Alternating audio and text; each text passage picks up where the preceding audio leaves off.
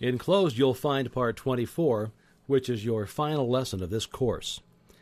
If you've practiced each of the exercises a few minutes every day as suggested, you will have found that you can get out of life exactly what you wish by first putting into life that which you wish, and you will probably agree with the student who said, "The thought is almost overwhelming, so vast, so available, so definite, so reasonable, and so usable." The fruit of this knowledge is, as it were, a gift of the gods.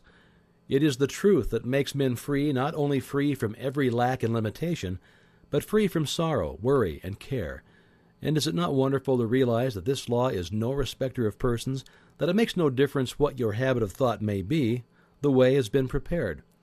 If you're inclined to be religious, the greatest religious teacher the world has ever known made the way so plain that all may follow. If your mental bias is toward physical science, the law will operate with mathematical certainty. If you are inclined to be philosophical, Plato or Emerson may be your teacher, but in either case you may reach degrees of power to which it is impossible to assign any limit.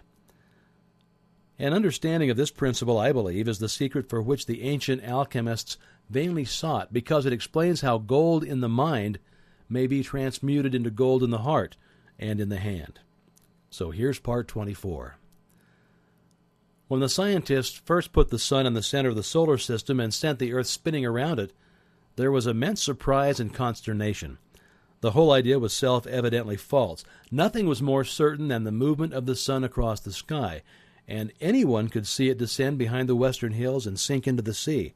Scholars raged, and scientists rejected the idea as absurd, yet the evidence has finally carried conviction in the minds of all.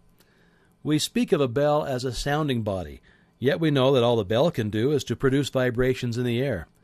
When these vibrations come at the rate of 16 per second, they cause a sound to be heard in the mind. It is also possible for the mind to hear vibrations up to the rate of 38,000 vibrations per second. When the number increases beyond this, all is silence again, so that we know that the sound is not in the bell, it is our own minds. We speak and even think of the sun as giving light, yet we know it is simply giving forth energy, which produces vibrations in the ether at the rate of 400 trillion a second, causing what are termed light waves, so that we know that we call light is simply a form of energy, and that only the light there is the sensation caused in the mind by the motion of waves. When the number increases, the light changes in color, each change in color being caused by shorter and more rapid vibrations, so that although we speak of the rose as being red and the grass as being green, or the sky as being blue, we know that the colors exist only in our minds and are the sensations experienced by us as the result of the vibrations of light waves. When the vibrations are reduced below 400 trillion a second, they no longer affect us as light, but we experience the sensation of heat. It's evident, therefore, that we cannot depend upon the evidence of the senses for our information concerning the realities of things. If we did, we should believe that the sun moved, that the world was flat instead of round, and that the stars were bits of light instead of vast suns. The whole range, then, of the theory and practice of any system of metaphysics consists in knowing the truth concerning yourself and the world in which you live, in knowing that in order to express harmony, you must think harmony. In order to express health, you must think health. And in order to express abundance, you must think abundance. To do this, you must reverse the evidence of the senses. When you come to know that every form of disease, sickness, lack, and limitation are simply the result of wrong thinking, you will have come to know the truth which shall make you free. You will see how mountains may be removed. If these mountains consist only of doubt, fear, distrust, or other forms of discouragement, they are nonetheless real, and they need not only to be removed, but to be cast out into the sea. Your real work consists in convincing yourself of the truth of these statements. When you have succeeded in doing this, you will have no difficulty in thinking the truth, and as has been shown, the truth contains a vital principle and will manifest itself. Those who heal diseases by mental methods have come to know this truth. They demonstrate it in their lives and in the lives of others daily.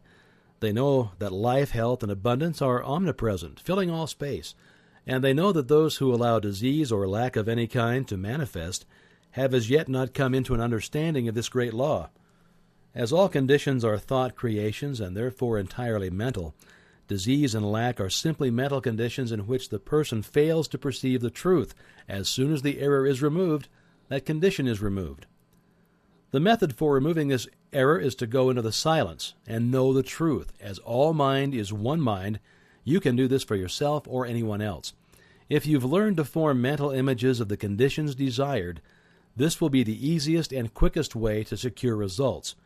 If not, results can be accomplished by argument, by the process of convincing yourself absolutely of the truth of your statement.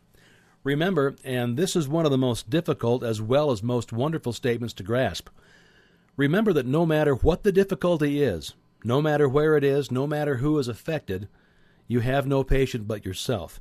You have nothing to do but to convince yourself of the truth which you desire to see manifested. This is an exact scientific statement in accordance with every system of metaphysics in existence, and no permanent results are ever secured in any other way. Every form of concentration, forming mental images, argument, and autosuggestion are all simply methods by which you are enabled to realize the truth. If you desire to help someone to destroy some form of lack, limitation, or error, the correct method is not to think of the person whom you wish to help. The intention to help them is entirely sufficient, as this puts you in mental touch with the person. Then drive out of your own mind any belief of lack, limitation, disease, danger, difficulty, or whatever the trouble might be. As soon as you have succeeded in doing this, the result will have been accomplished and the person will be free.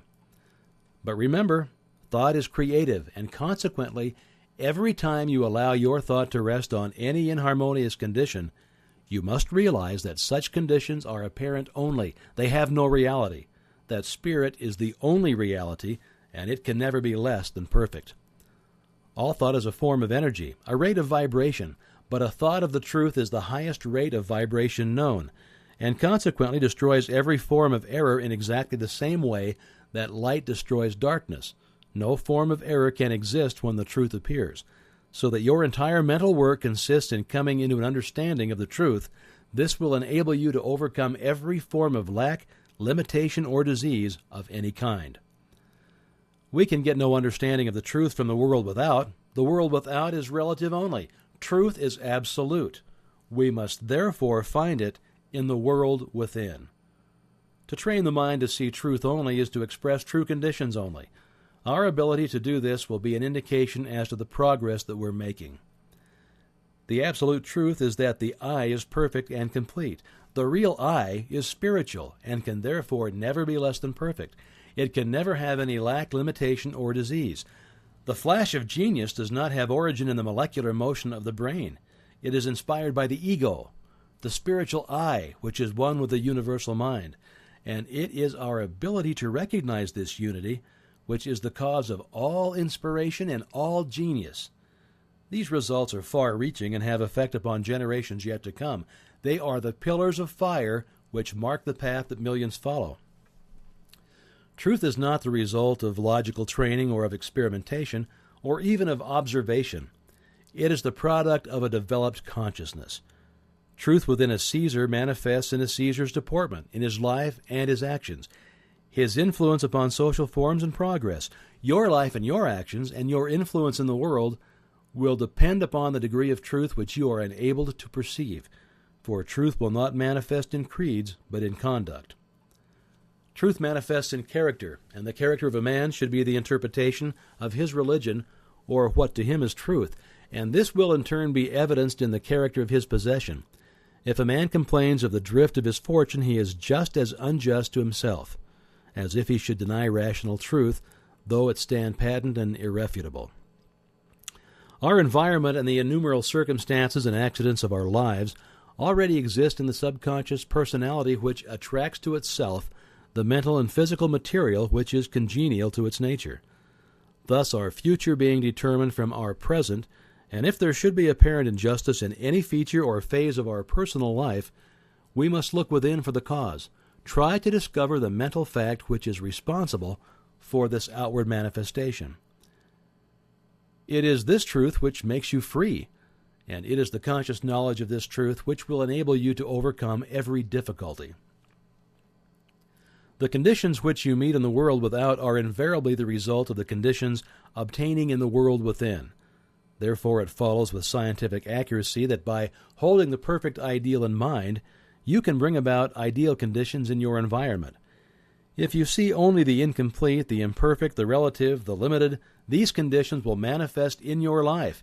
But if you train your mind to see and realize the spiritual ego, the I, which is forever perfect and complete, harmonious, wholesome, and healthful conditions will only be manifested.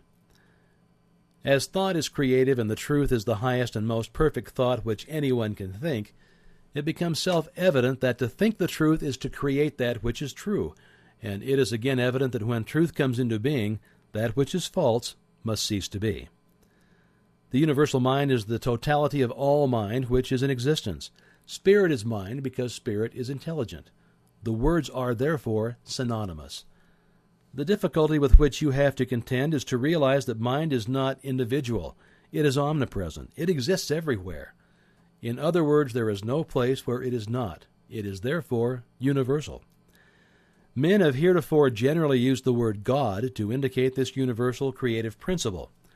But the word God does not convey the right meaning. Most people understand this word to mean something outside of themselves, while exactly the contrary is the fact. It is our very life. Without it, we would be dead. We would cease to exist.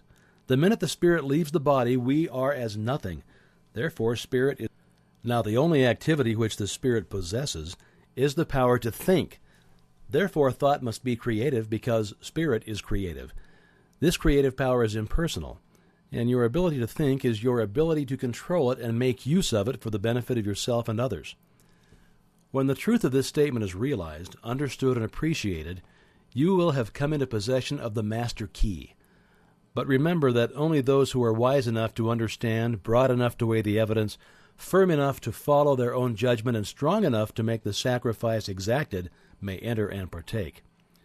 This week, try to realize that this is truly a wonderful world in which we live, that you are a wonderful being, that many are awakening to a knowledge of the truth, and as fast as they awake and come into knowledge of the things which have been prepared for them, they too realize that eye hath not seen, nor ear heard, neither hath it entered into the heart of man, the splendors which exist for those who find themselves in the promised land.